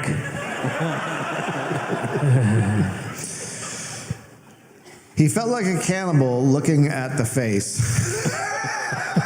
Yeah, that makes sense. Well, turn the head around. No, you will eat it and look in the eyes of the monkey. Yeah. As is tradition. Okay, strange rule, but all right. The so-called headhunters were now passing by just completely disinterested. Wow. Then one day, they brought Frank and Percy to their village. And they gave them rice, whiskey, and roast puppy. Roast What? Roast puppy. What are you talking about? Remember when I was the puppy villain in this episode? You don't mean actual... Yeah, a puppy. They roasted a puppy and they ate it. They're so tender. Stop it. Stop it right now. A dog. Stop it now. An Dave, adult dog is David, grainy. Dave. But you get By the way, you got to do the whiskey first. You get a nice David? 6-month-old What is it, puppy. lip sip? You don't want to Lip go sip over suck? 6 months. Oh my God, it melts off the bone. Melts. I don't like what you're doing. I think it's going to be one of those things that you just keep going. It'll work. And then it'll start working. Yeah, just keep going no matter what happens. Yeah. And you'll get there. So the tail. Didn't you puppy shame me earlier in this show? I did. Yeah, it's weird. The shoe's on the other foot. Well, I mean, first hour, second hour. You know what I mean? The cat's Optimistic if it's just been 2 hours. I'm sure we're in hour 4 at the moment. After weeks, they had crossed all 60 mountains and got through. The French and British drivers had said it was impossible, and they had taken trains around. Well, they were right. To be fair, they were totally right. The French would have said impossible. Well, I guess you guys didn't think about backing it up on its axle and then just carrying it up shelves. And we didn't ever think of taking it apart and giving it 5 reverses, so that makes sense, huh? We have something here called quality of life, and I guess we thought about that a bit, huh? But you never thought about eating your car, did you? No, that never crossed our minds, huh? The British captain was furious that Frank had found a way, and he later wrote a book and said someone found a route through, but never used Frank's name, just calling him the Australian. And he said the Australians' achievement proved nothing. Well, I mean, it proved that you could get through in a car. So it proved that, minimum. But outside of that, yeah, nothing. Well, you can run away from childhood trauma forever. Yeah. It proved that. Yep. That was proven. You can always rope someone into your foolish schemes. Prove that. So now they're down the other side, and they drove through very wet jungle where no car had ever been, and they reached the village of Tamu, and there they sent telegraphs to Australia. People could not believe Frank was alive. Yeah. But they also found out that pilot Bert Hinkler had just flown solo to Australia and was an aviation hero. Yes! That motherfucker. Yeah. We ate a car! If only there was some way of knowing the flight was faster. Yeah, who knew? First the Titanic, and now this. I honestly thought we'd win. The Skytanic! At Rangoon, a reporter wrote they, quote, were somewhat of a wreck. What the fuck? Oh, no. That's Frank's sleep paralysis demon. Not really a big crowd for this one. What's happening now? It says a lot to say that we've hit the weirdest picture. I assume now that we've all seen this image, we will die in the next 7 days. I'm just glad you guys can see it too. Oh my God. Well, we picked up a demon. He's an overlander. Oh boy, could they look worse? They're like, fuck, we are not. This ends badly. Do not turn around and look at the whatever that is. The idea that Dunlop is still advertising. That's right, Dunlop tires. Oh, what the fuck? Dunlop. Dunlop tires. Welcome to hell, motherfucker. Also, literally for the bit that he did that no one else had done, he had to take off the tires. Over and over again. Dunlop tires. Hey, for half of this week weren't used, but you won't be driving up a mountain no one's ever seen before. Dunlop. Don't eat us. Dollop, fuck, is that a head? Like, just even the way in the photo they're looking ahead like, don't acknowledge this even. If we both pretend we can't see it. He'll steal your voice.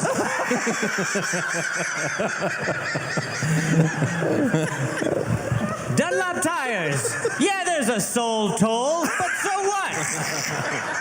Dunlop.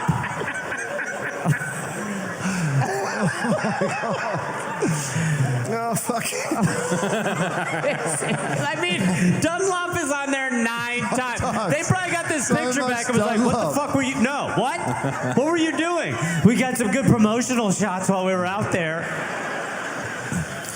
That's a good Mad Men episode. They should have done that. How about Dunlop? Dunlop. What the fuck? Dunlop. Oh, God.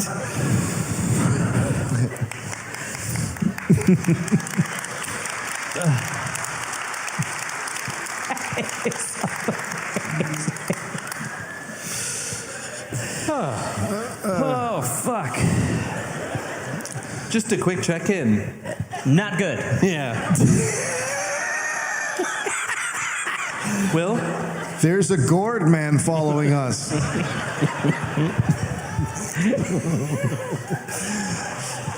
I can't look forward because I feel like it's going to move in the photo. Yeah, no. And I'll look back at it. Jesus Christ! Dunlop! Fuck! Dunlop. In the middle of the Dunlop will steal your soul. In the shower. Just tire starts coming out. No! I've been Dunlopped. Why didn't you Dunlop, Gareth?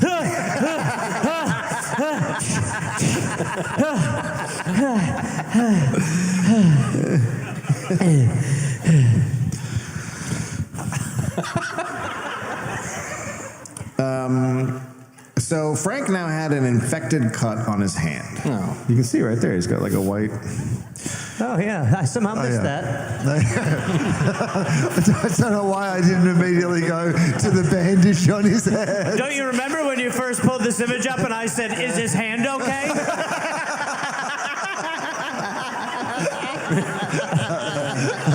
Hey, Dave, what happened to Frank's hand?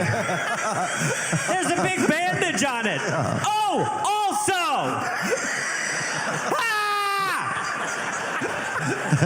And I'm almost positive the first time I looked at that photo, there was no bandage on that hand. And if you look again, it's off. We should all go. Yes, let's go. I'll float above you while you drive. It is important for everyone, when you do go home, just draw a little salt circle around the tonight. Yeah. Sleep in a pentagram, it'll be fine. Don't worry about a thing.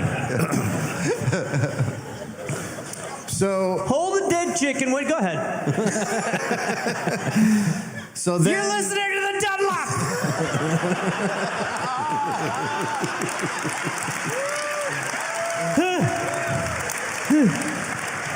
Hey, our podcast, the Dunlop. Have you guys listened to it in a while? It's really, it's haunted. New Dollop tires. The fuck is going on? My hand. Is that blood? Dunlop.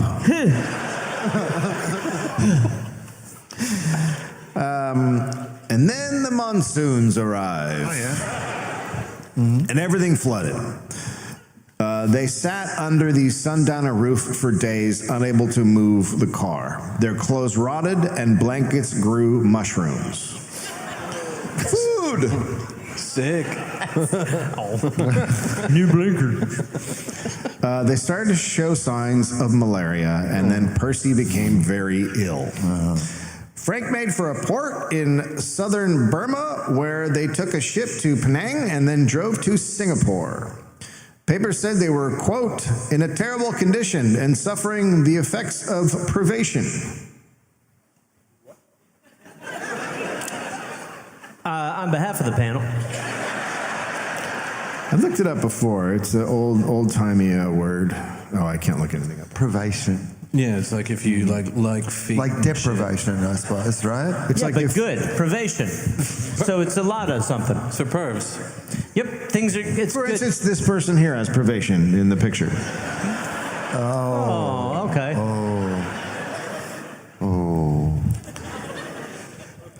Is Frank- he still there? Is he still behind me? It's still there, but I hated looking at it. It's looking at you now. You're fine. Everyone's fine. Like Just shut the fuck up. Finish the show. Everything's Okay, fine. All right. I think you can only move when we're looking at it. Exactly. Its vision is based on movement. Yeah, It's a T-Rex. We're fine, Dave. Hey, could you step out of the picture? I'm trying to take a picture of Frank.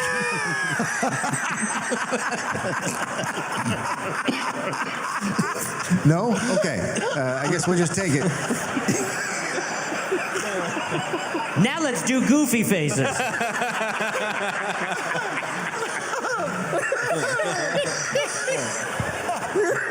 The two of them, unable to look, they're like, get the fucking picture and get out of here. Jesus Christ. Oh my God. Fuck. Say Dunlop, boys. Hurry. Say it backwards.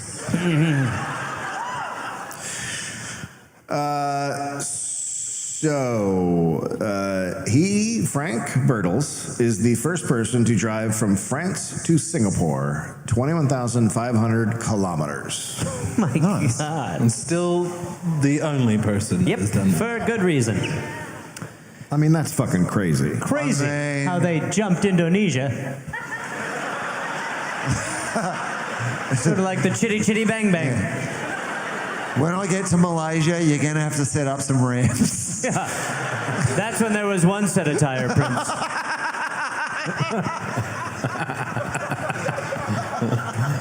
So they took a ship to Australia. Both are very sick. At Darwin, a customs official impounded the Sundowner till an import duty was paid. Motherfucker. Yeah. All that, and some guy at customs does it. I've got rules, mate. It had been paid the first time the car came to Australia, so Frank lost his fucking mind. He had to. He said he was the first person to drive from England and he was going to make their lives fucking hell. Headlines were then, Birtles returns, car seized, duty demanded. And the Prime Minister quickly called and made customs release the car. As he should. Or was that Frank pretending to be the... It's me, the Prime Minister. That checks out.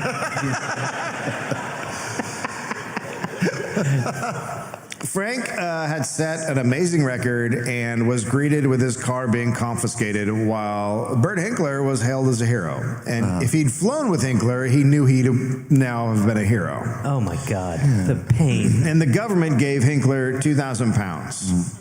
The Prime Minister told him, quote, "You have added to the luster of our race." That's not, it's a rough, okay, Australia, well, reel it in. But a large crowd did gather for Frank in Brisbane, and an even bigger one in Sydney, and then a huge one in Melbourne. Hundreds of people swarmed the car, men threw their hats in the air, cars blared their horns, and then cops yelled at Frank that he was blocking traffic and to move it. You fucking pricks. Okay. Yeah. He and Percy were received by the premier and his wife, and newspapers called him a great hero. This was Malcolm Ellis's worst nightmare.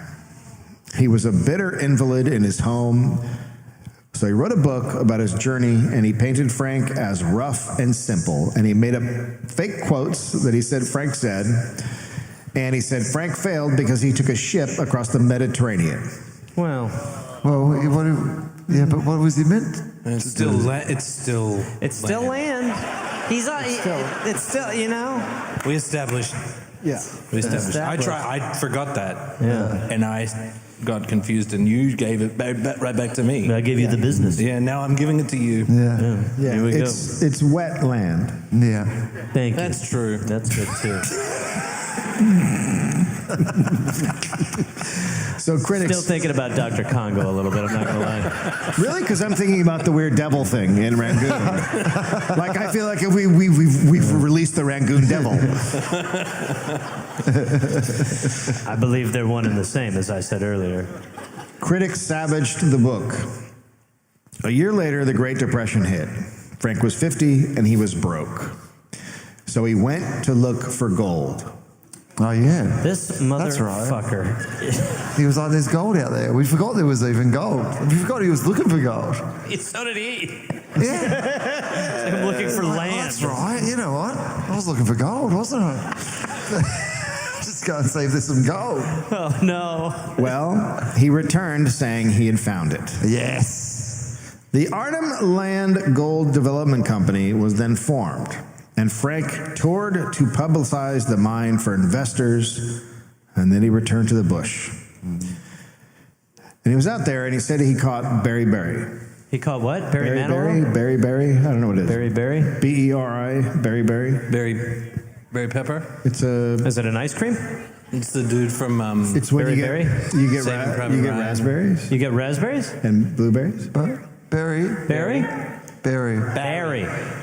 Does anyone know what's happening? Barry? What did he catch? Berry. It's Berry. It's where you make blueberries. What? What's happening? They come out. Berry. Berry is what you make blueberry out of. Are we saying berry or very?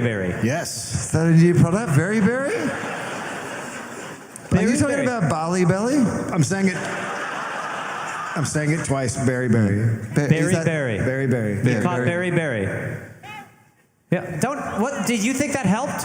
You just said berry again. She's really mad we're saying it twice. If we say it a third time, does that guy from Rangoon show up? Berry. And this is a disease he caught? Yeah. Oh, okay. So he's Never sick. heard of it. No, well.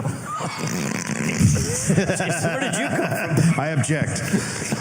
Jesus. Scared the shit out of me. He's been there the whole time. And that is where he said he was sick and laying there when his brother-in-law flew over and dropped a note. Bullshit. What? What the fuck? Yeah, my brother-in-law was in the coolest plane ever.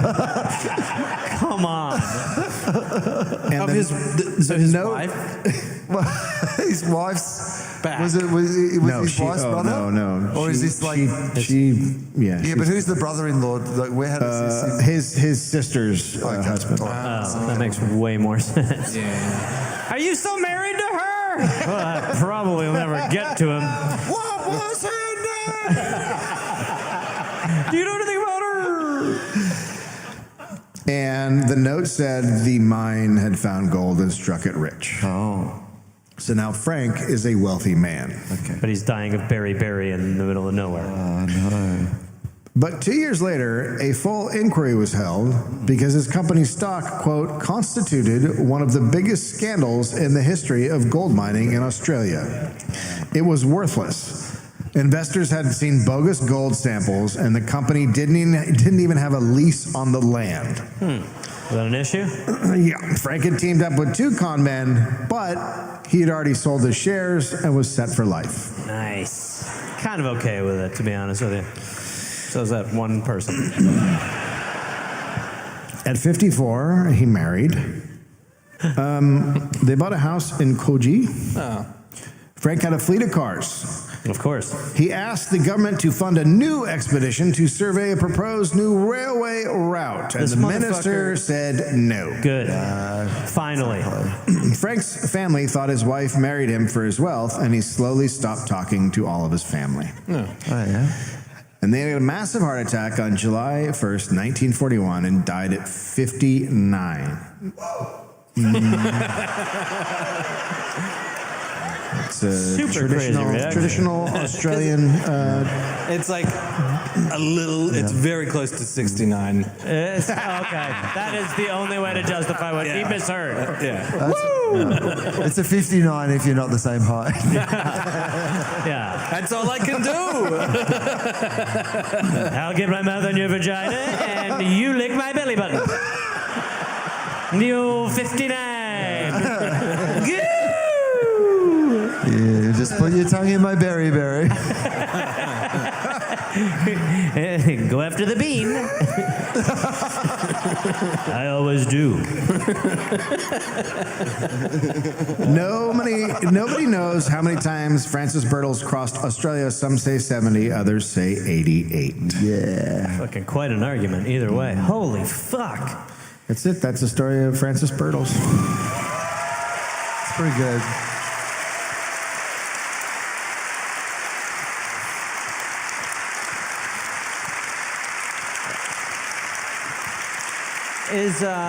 That's the book that I base this on, Francis Birtles' Australian Adventure by Warren Brown. But you obviously know the better cover would have been.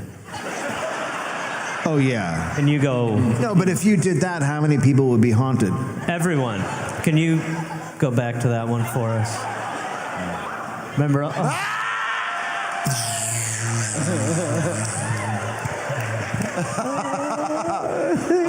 His hands hurt. Never would have noticed. It looks. From what I consider, he's doing this. He's like Yeah. I mean, it's really fucking crazy. Like, It's crazy. It's crazy. I can't really decipher it, and I think it's cool. I do too. I also think it's really interesting that he was wearing his big glove on the opposite hand to the one that's been hurt by the Whoa, demon. stop it. How are His you? big one was on this side, right? Yeah. But he's like wearing the glove. Have I solved this murder? I don't know. I feel like. What happened to the dogs? Answer the question. They all went to heaven. Wow, that's nice. Yeah. I'm satisfied. Yeah. Awesome. Wow. Well, that is so fucking crazy. I remember a time when you were like, you're going to run out of stories for Australia, like 5 years ago. Yeah, I thought I was. And then this keeps happening where you talk about a guy who just carried a car across the world. And met that But guy. also, just like Australia has a long history of just like some like adventurer just like decides to go somewhere, and we're like, oh yeah, Like there's this guy called Albie Mangles who like was a modern day version, and then there's like the crocodile hunter. It's all like the same lineage. This will be Bob. Everyone's related. This will be Bob Irwin in 20 years. We're going to hear from that guy's family like, hey, honestly, lay off. That was fucked up. You got to hear from that guy's family. 7 days.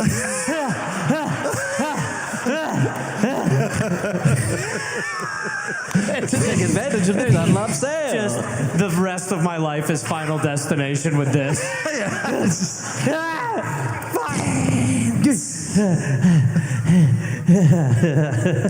Dunlop tires, free your soul. How's the new marketing coming, Frank? Free your soul. Take a life. I mean, it's a pretty catchy jingle. I like it. Let's take an early lunch. Free your soul, take a life. Dunlop. Eat the heart. Dunlop, eat the heart. Is that teleprompter right? I feel like we're a little... Fuck it, eat the heart. Dunlop tires. What? Oh, fuck. All right, let's get the fuck out of here. Give it up for Ben and Will, our guests, everybody. Thank you so much. Lance Anthony, everybody. Let me hear it for him. Thank you.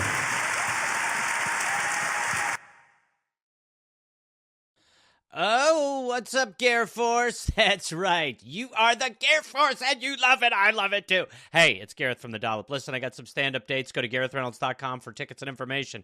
I'll be in Chattanooga, Tennessee, June 18th. Nashville, June 19th. Huntsville, Alabama, June 20th. Atlanta, Georgia, June 21st, 22nd. Then I'll be in Pottstown, Pennsylvania, June 26th. East Providence, Rhode Island, June 27th. Boston, June 28th. 2 shows. Springfield, Massachusetts, June 29th. Rochester, New York, June 30th. And then July 5th through the 6th, I'll be in Canada, in Toronto. Go to GarethReynolds.com for tickets and information. You know we got that Gear Force merch. Come join us. GarethReynolds.com, best shows on earth. That's what everybody says, not me. Gear Force, love you. Your next holiday just got bigger and better with new Aer Lingus flights from Denver Airport. Fly non-stop from Denver Airport to Dublin with fantastic fares available now. And since Dublin is our European hub, you can explore connections to over 25 cities across Europe, including London, Paris, and Rome. Have it all, from beaches to big cities. Visit aerlingus.com to book your flights today.